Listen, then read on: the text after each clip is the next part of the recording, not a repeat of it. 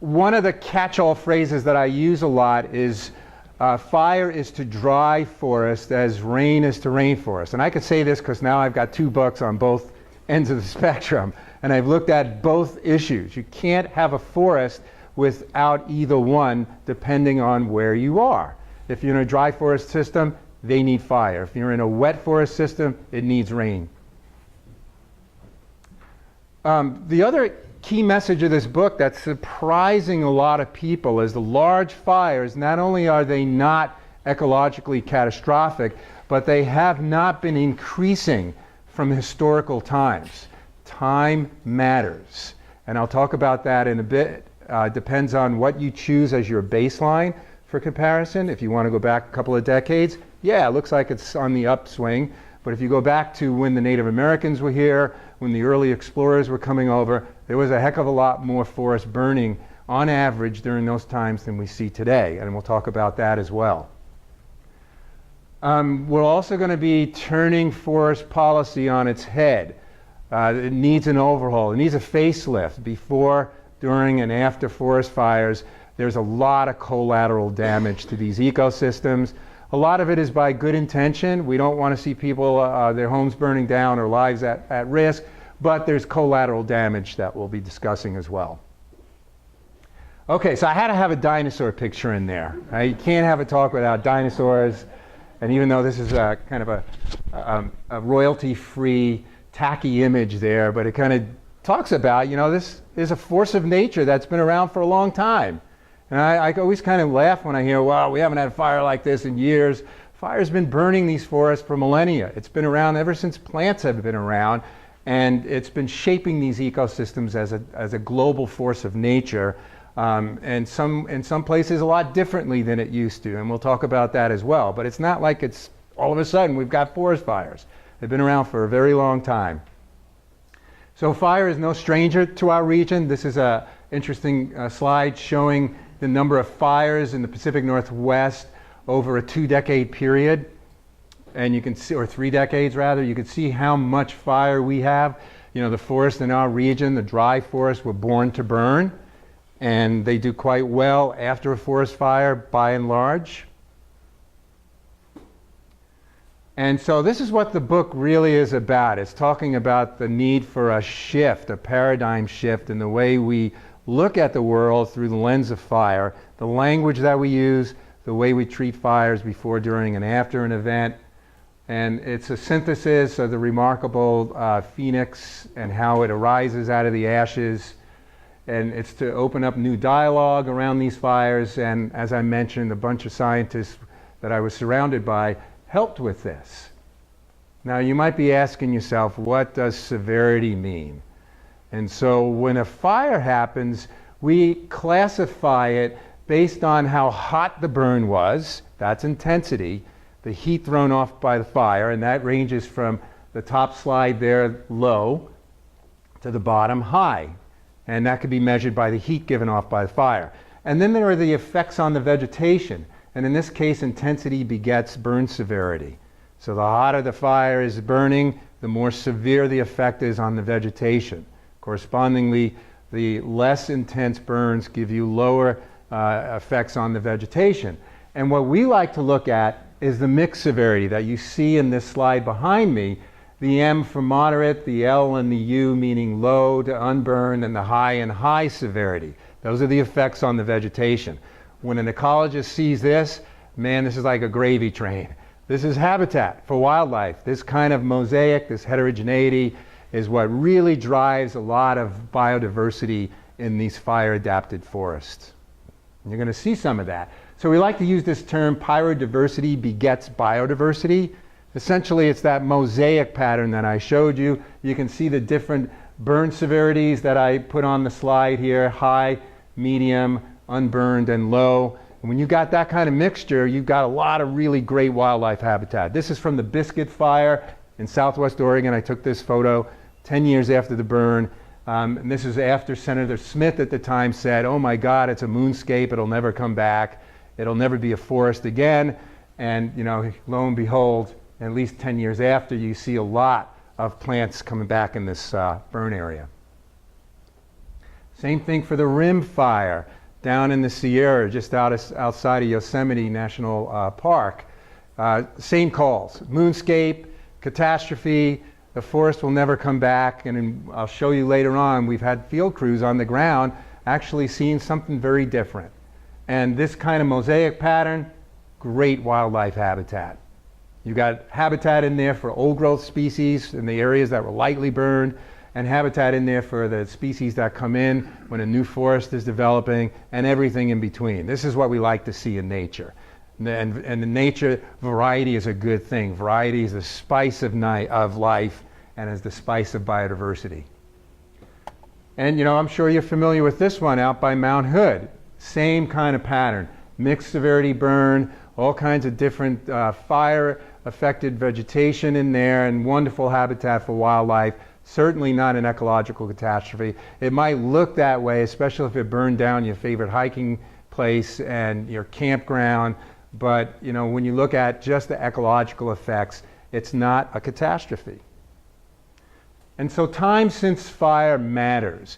In 1988, there was the big Yellowstone fire. I was on the ground right when it was happening, right after it happened, and the news coverage was, oh my God, the park will never be the same. The park was destroyed by this fire, which affected a third of the Yellowstone ecosystem. The red you see there are areas that burned in high intensity, and this is what it looked like initially. This is what the Yellowstone burn looked like. Really nice, interesting mosaic that you see in these mixed severity burns. And here's what it looked like about 10 years later. Certainly the park wasn't destroyed, and I was on the ground a couple of years right after the fire, and there were lodgepole seedlings above my knee height. Let's just hold the questions to the very end, okay? Otherwise I forget what I'm going to say. So there were seedlings up to my knees. There was all kinds of wildflowers. The elk were loving it.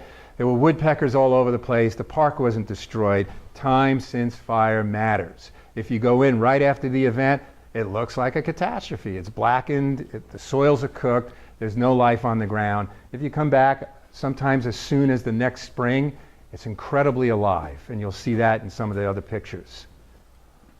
So nature has prepared these forests to burn. And there's a lot of ways that these forests are built for fire. The picture on the top is from the redwood system. And redwood, particularly the sequoia, is the most fire-resistant conifer in the world. It can live with fire in its crowns. That doesn't mean it's always going to be that way, but you know, these big trees are very insulated bark. It's like a living asbestos.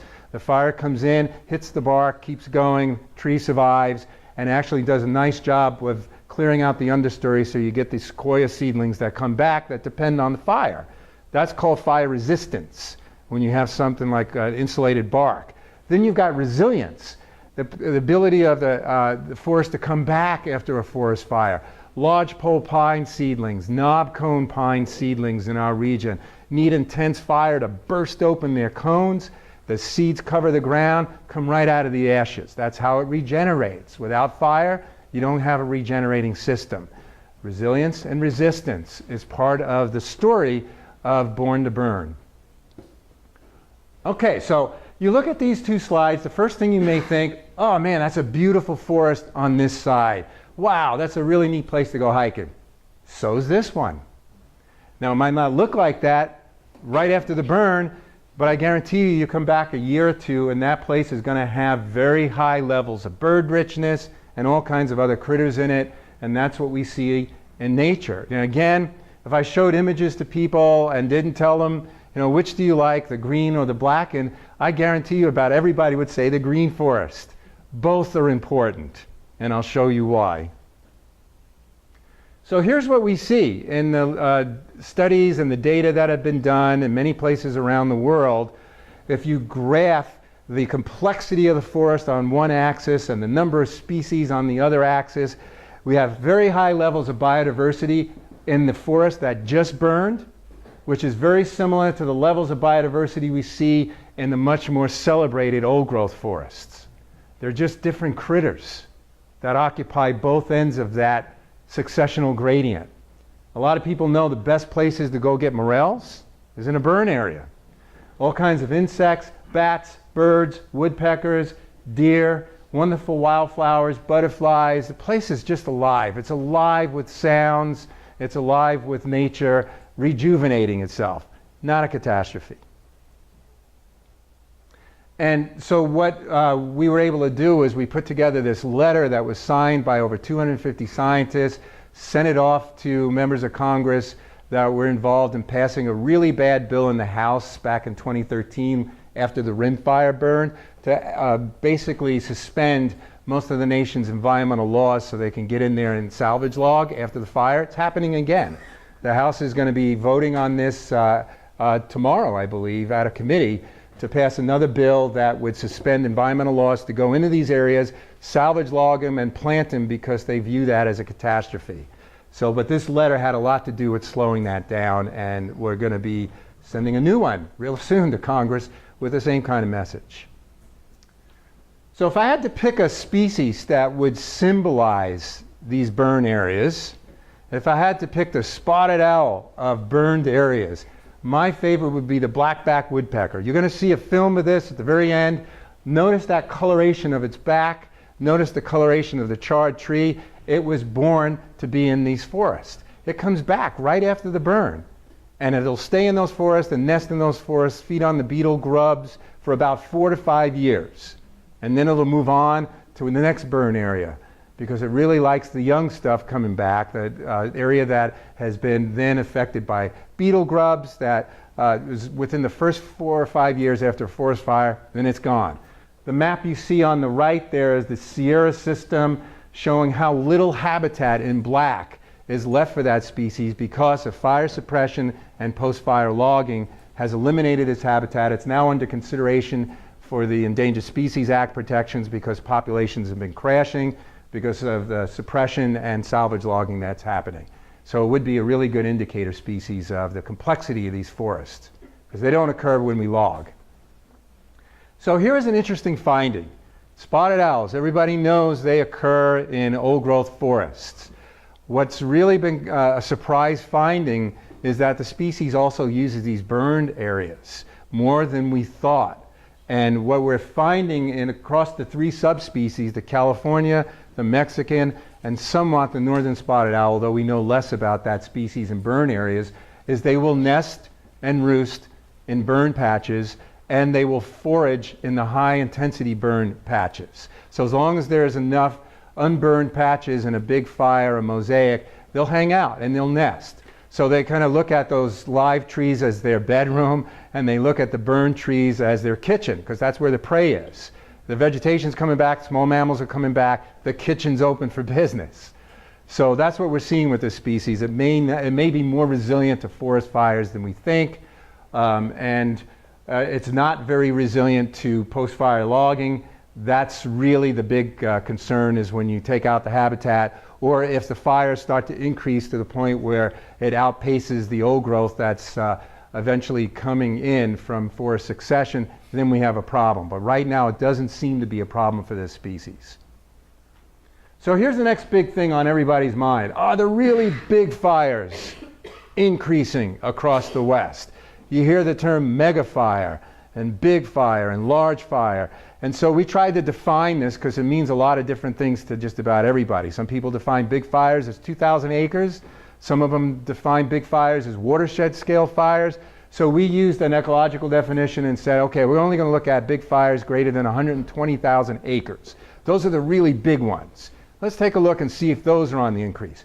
That slide on this part of the slide here, what you see in the green blobs, those are the really big fires since 1984, and they occur in just about all different kinds of plant communities. It's not just forest, it's grasslands, it's shrublands, it's chaparral, it's oak woodlands, and it's forests. So it's not just forest. That's the reason why that graph is up there, is to show you that they occur in all vegetation types.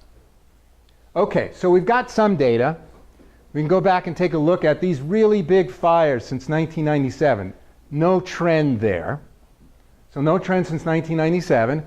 But if we go back to the 1980s, there has been an increase recently in the big fires. Is that long enough? No, because And also one other thing is we don't see any trend in the increase in the severity of fire. So we've got acres burning and we've got the big severe burns. There's no trend in the severe fires. There's a slight increase in the big fires since 1984, but it's not enough time. And the reason why is if we go even further back in time, 1880s, and look at the general land surveys, we look at the original historical accounts of European settlers coming through, we look at the documents that they put together in archives, they were talking about really big fires. The 1910 Montana fires were huge. So we know these fires have been occurring for a long time and they follow the cycles in climate. So I mean, here's a photograph from archives, the historic archives of the 1910 fires in Montana. Big fire, lots of high severity in that, and we see something very similar today, especially when we're in a drought cycle, in a warming period. We're seeing these big fires that look like that. So severity hasn't changed. The big fires really haven't changed if you go far enough back in time, but there's been a recent increase. So just kind of keep that in mind, because everybody focuses on the recent, and you don't go back far enough in time to see that we actually had more acres burning in the 1880s. And so here's the other question: is it following a climate signal? This graph goes back further into 1920. These aren't big fires. This is all fire acres. All acres burned going back to 1920. Look at the pattern there. From 1920 on, looks like we had a suppression effect. But also what was going on then is the climate was cooler. From about the 1920s to 1960 or so, we were in a cool phase of what's called the Pacific Decadal Oscillation, the El Nino, and the patterns that affect these big climate events, where we were in a cool phase and the fires were down. We also had doing a lot of fire suppression and the fires were down. We're now entering a warm phase and the fires are up again. What we don't have is what's on the other side of that graph. The 1880s, the 1800s, when there was a lot more fire burning. So naturally, if you look at this, oh my God, we're really in a bad situation. If you look at this, oh yeah, it used to be burning more, but now it's back up. And most people don't look at the paleo information, the general land surveys, and see that we're actually not that out of whack. There's concern, but we're not that out of whack. Not yet. And here's why. This is what determines fire behavior. A lot of fire ecologists have focused on this part, the fuel or vegetation and topography, how it burns differently. If you're in steep terrain or if you're in gradual terrain, the fire will be burning differently. That affects fire behavior. And then we know climate is a big one. And so as the climate changes, this is going to be more important and this is going to be less important. And that has a really interesting message for how to manage the landscape, because a lot of the focus is on this, but unless you solve climate change, it's not really going to make that big of a difference as we get more and more warming as the century progresses, unless we do something about climate change. Okay, so now we're going to get into the management stuff. What to do about these burns before, during, and after a fire event. So we're going to shift gears from how wonderful these and remarkable these forest fires are to what we're actually doing in terms of collateral damage. This is not a criticism of any of the good work firefighters are doing to protect homes or lives, but it is to point out that there are significant collateral damages when you see this kind of fire suppression going on in wilderness areas, in roadless areas, in places that and most of those fires should be let to burn on their own under safe conditions. So the collateral damages are often severe, again with good intention.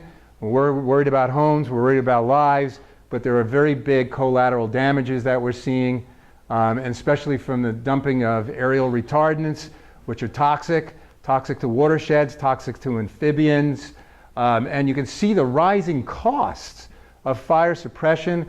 The Forest Service in some years, their budget approaches half their total budget in fire suppression, and you can see the numbers there. All agencies totaling over $4 billion in fire suppression costs, and with very little transparency, very little oversight. Congress just writes a blank check and says go out there and suppress forest fires, And in some cases, we want that, right? We don't want homes burning. And maybe we need to focus more on the suppression where it's more effective around homes and lives, and less so in the backcountry burning under extreme weather events, because the forest fires can't be put out by suppression when burning under extreme weather events like drought and high winds. But I just wanted to put that up there to show you how much taxpayer money is being spent on suppression and having very little effect on the big fires. Does a good job with the small fires, but not the big fires. So let's take a look at after a forest fire. This is the BISCUIT burn using an image enhancer of fire intensity right after the burn. The red area is high intensity burn. It's actually interesting. When this Google image was taken and when the map was classified into burn severities, the spring after that, a lot of these red patches actually had trees coming back.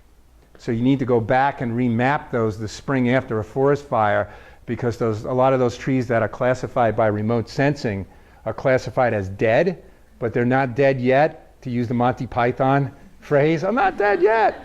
So you go back in the spring and they're flushing new growth.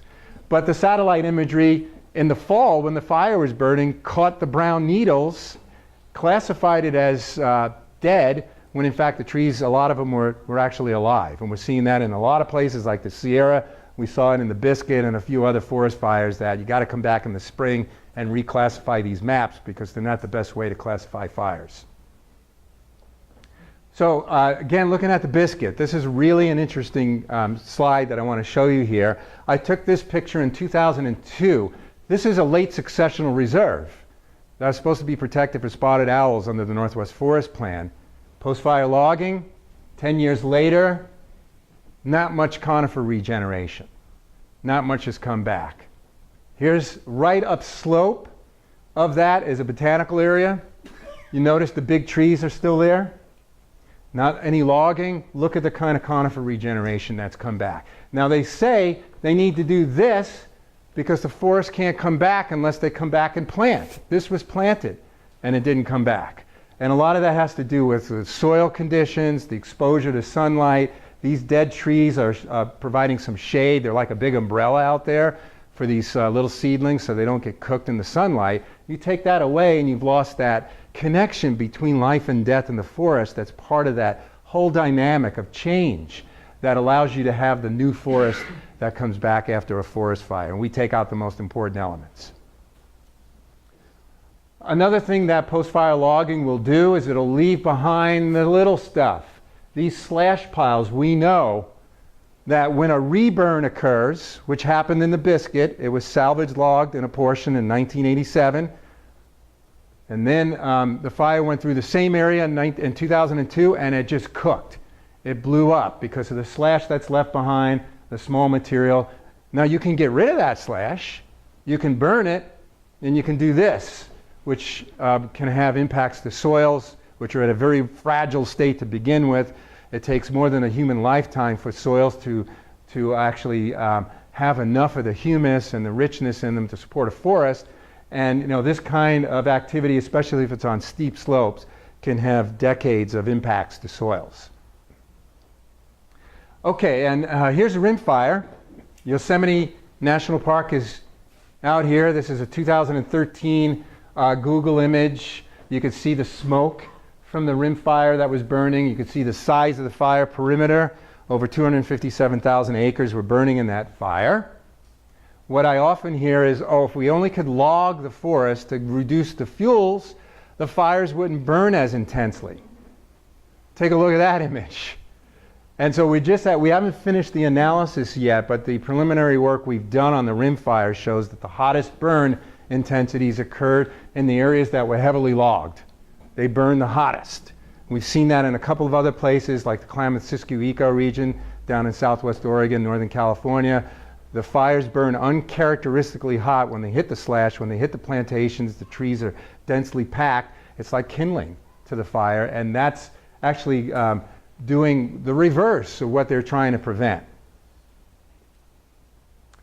And so what happens in these post-fire logging over and over again The biological legacies are taken out, which give you that shade effect to the conifers that are coming back, and the slash is left behind, or it's treated with burn piles.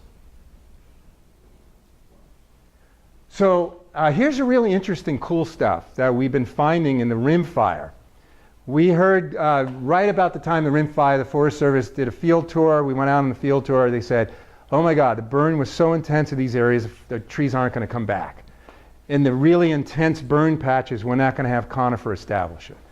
Well, we challenged that assumption. We sent some crews out there, and we saw this right after the fire. And we saw this right after the fire. Plentiful conifer establishment. The graph you see up top is inside a big burn patch of high intensity, and you can see plenty of seedlings that are coming back even as far back as 600 meters from the nearest green tree. So we don't know exactly how that's happening. We think animals are bringing in the seeds. We think there's some wind dispersal going on, but it certainly doesn't look like the forest can't come back even in these intensely burned patches. And this is actually in peer review right now. The other thing we see with post-fire logging is the bigger the fire, the bigger the post-fire logging proposal. And that's only going to set these systems up for bigger fires. So we get into this feedback loop of priming the fire pump by transposing the ecosystem from fire adapted to fire prone. We saw this in the rim fire when the Forest Service did their documentation. Oh, we're only going to log 11% of the forest. We're going to leave the other 88% or 89% alone. Yeah, but you're logging in every single occupied spotted owl habitat or territory and most of the snag forest. That's where all the biodiversity is. So it's focused on where the big trees are, but you don't get that when you use the wrong scale to assess your impacts. We saw that on the Biscuit fire. Well, we're only going to log 4% of the entire area. Yeah, but 70% of it was in the reserves, 52% in roadless areas, 55% in watersheds connecting to wild and scenic rivers. Now, they didn't get away with this, but that's what was proposed initially. They went through lawsuit after lawsuit, and they didn't get nearly as much, but that's to show you how bold the post-fire logging is corresponding to the size of the fire event. Same thing with the Klamath West Side Fire Recovery Project. We're only going to log 100, well, the fire was this size. We're only going to log 22% of it. But most of the really important stuff, like the reserves, the roadless areas, is where the logging is targeted. That's the least, that's the most fragile place and the worst possible place you could be doing logging after a forest fire. Okay, so what do we do about this? We're winding down in the last couple of slides. So bear with me, and then you're going to see a really cool film for 8 minutes. So it's complicated. And I've been doing several news media interviews this week about this, because there's a fire burning on the Olympic Peninsula now in the rainforest, and there's fires burning in Washington and a lot of other places right now, and they want to know, what do we do about this? Well, in the case of fire, you can actually compartmentalize a fire when it's burning. You can treat some of it for suppression. You can let some of it burn depending on weather factors. It's an art and it's a science. But what we are hoping to see more of, and we see this with national parks, is called MIST, Minimum Impact Suppression Tactics. MIST. So if you're going to blade a fire line, you're going to blade the narrowest fire line possible, and then you're going to go back and restore that in its natural state. If you're in a wilderness, you're in a roadless area, and you're using suppression, use MIST. There are other ways to do this, but that's just one example. We get into the flammable tree plantations. First of all, stop converting more of our native forest, our old-growth forest, to this, because it's flammable and it's priming the fire pump. And for the ones that we've already done, this is where I think thinning can make a difference. What do we do about this? We have incredible sprawl. In Montana alone, the fire suppression costs on average are about $20 to $30 million a year. With sprawl and climate change, that's projected to increase by the middle of the century to billions of dollars fighting fires, because we've got more and more people that are loving this place to death. It's a great thing, get out in the wild, but we need better land use zoning, because more of that is going to just make the suppression issue even more costly, both financially and in terms of ecological damage. Prescribed burning at lower elevations, that should help under moderate conditions, but as we've seen, eventually that climate signal is going to start taking over and pushing more fires in the direction of being driven by extreme weather events and less so by fuels at the bottom-up level. So just keeping that in mind, there's just so much we could do unless we solve for climate change. So here's a Google image of my home. So we use this in the book as an example of what we call homeland fire security. And homeland fire security involves, first of all, defining a fire shed. So I live in the Anderson Creek watershed, and the fire shed consists of all my neighbors in that watershed. And we know from studies that have been done all around the world, and especially in the Western North America, in Forest and Chaparral, if you treat this zone by building with fire-resistant material, it's kind of like the story of the big bad wolf, and you know, which house is the wolf going to blow down? Build with a tin roof, your house is going to have a lot higher chance of going through a fire event. Thin out the vegetation, your house is going to have a lot better chance of going through a fire event. And so actually, if you reduce vegetation in a circle of about 200 feet, depending on slope and aspect, you're going to have about a 90% or greater chance of surviving these kinds of fires. That's been shown in many places around the world. If you're doing logging in the backcountry, it doesn't change the odds on any of these homes. And you can see that some of them are quite vulnerable. This one's looking pretty good. Here's my house. I could probably do a better job in here, but you know, I've actually gone in and thinned out all the lower branches up to as far as I can get a pole saw, so that I can't get a crown fire going in and then taking out my house. So there are ways to get around this. There's a lot of information on fire-wise homes. This is a good way to coexist with fire in the wildlands. Okay, so here's the wrap. So point number one, large fires. They're really not eco-disasters. They're not catastrophes of nature. There's certainly a human element. Nobody likes smoke. Nobody likes to see a fire barreling down near anybody's home or firefighters at risk. But this is the untold story. So we need to purge that catastrophe speak. We need a new dialogue on these fires that actually looks at them as nature's phoenix. You can't solve for the fire problem without solving for the cause, global warming. And as we continue to pump CO2 into the atmosphere, we're going to see more of these fires driven by extreme weather behavior, and extremes may become the new norm in a lot of places in the West, and more of these fires may be the new norm unless we resolve that issue. And coexistence is possible. We talked about how to coexist using different approaches to fire, and the real catastrophe is that. It's the post-fire logging that happens after the fire event. It's not the nature's phoenix. It's actually setting back the rejuvenation. So that's the formal part of the presentation. What we're going to do now is there's a really cool video that goes for about 8 minutes. And the speaker on this, the guy that did the ecology, is one of the guys that wrote one of the chapters in the book. Richard Hutto, who's a avian ecologist, has been studying forest fires for many years in Montana and finding some really extraordinary stuff.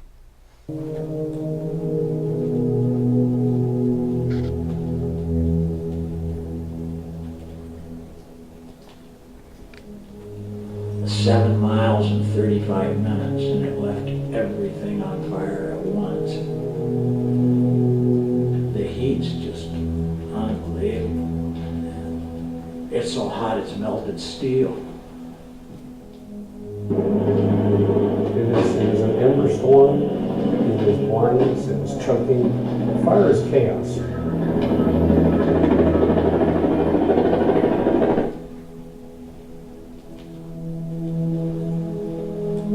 Place is just ash and rock. And you go in there and look, and you shake your head. Why?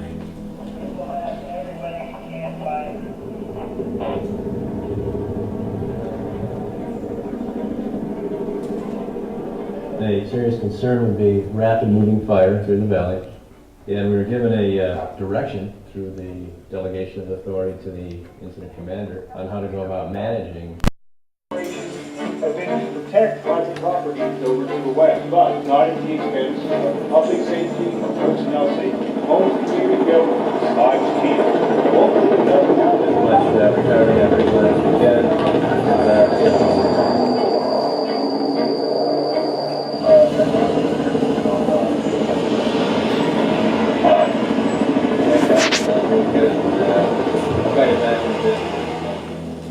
An awful lot of death and destruction happens because people are not prepared.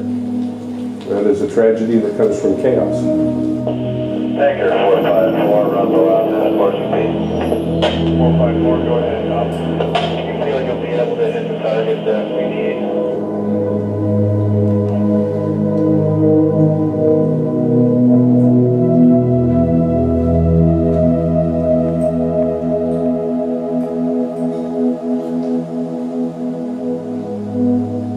You know, it is devastating. That is the essence of disturbance. And the disturbance ecology is about death.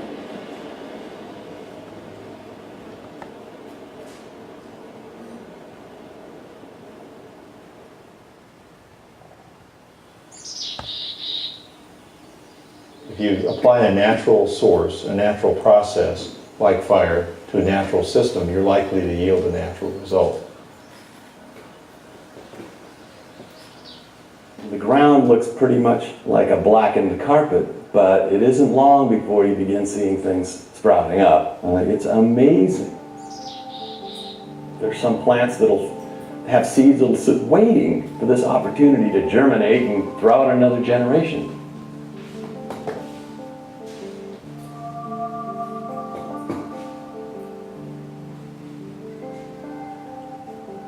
So the trees are dead, of course, after the fire. And they look like solid charcoal, but they're not. It's just the bark that's basically blackened. Beneath that bark, there's fine wood. And now that the tree is defenseless, beetles have a heyday and numbers skyrocket. You know, where are these things coming from? These beetles, you know, that can detect heat for up to 100 miles away have already honed in on these places and have laid eggs on these trees, and their larvae are beginning to develop inside the trees. It's remarkable. I mean, they're talking to us. They're telling us something about what historically occurred. And so I think we're risking a great amount of error when we say that these kinds of stand replacement fires didn't occur in the past and they're catastrophic.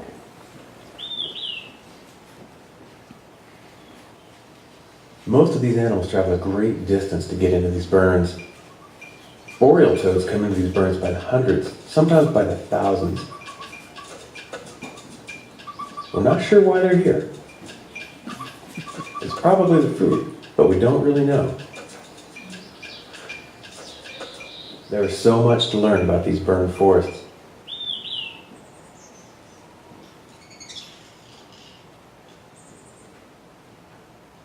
Coming upon a fire-dependent species like the blackback woodpecker is really pretty thrilling. It's apparent that its coloration matches the background of these severely burned trees and is as impressive as looking at a white-tailed ptarmigan in snow or a polar bear against polar ice. I mean, this is a reflection of a long evolutionary history of this bird with that kind of environment, and that's a severely burned forest.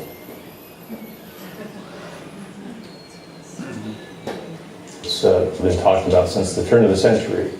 Fire ecologists recognize the benefit for a long time.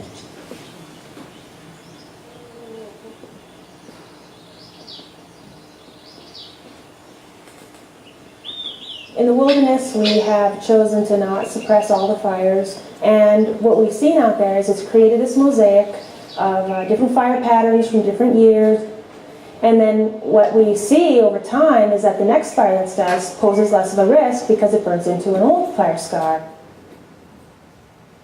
You know, the more fire we've had on the landscape, the easier it is to contain these fires. We can use fewer crews because there's lower fuel loading, there's lower flame lengths. If you've got areas that have burned around you in the last 10, 15 years,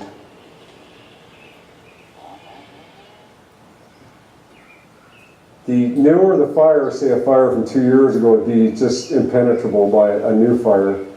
There's nothing to burn.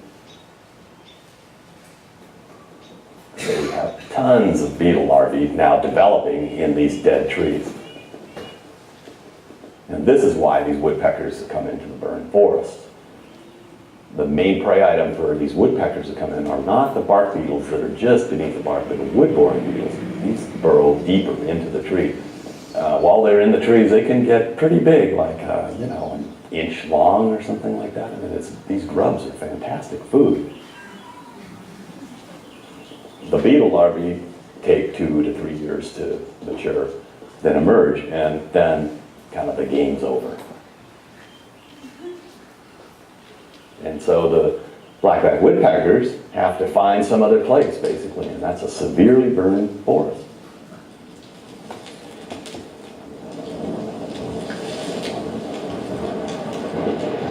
And this is the sort of thing that's happened for millennia. I mean, it's nothing unusual. It's nothing that hasn't happened before. Systems change. Trees grow, they age, they die, they burn up, or you'll have pockets of high severity, then pockets of low severity. And you get a tremendous diversity in the system through that mixed severity kind of fire regime.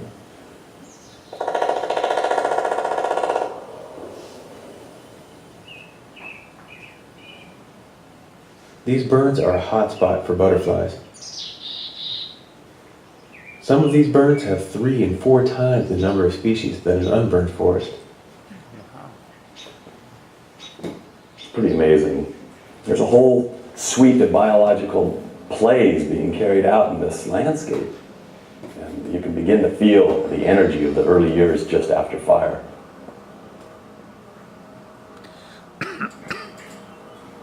And if you believe disturbance has a role in the natural system, you can't get so freaked out.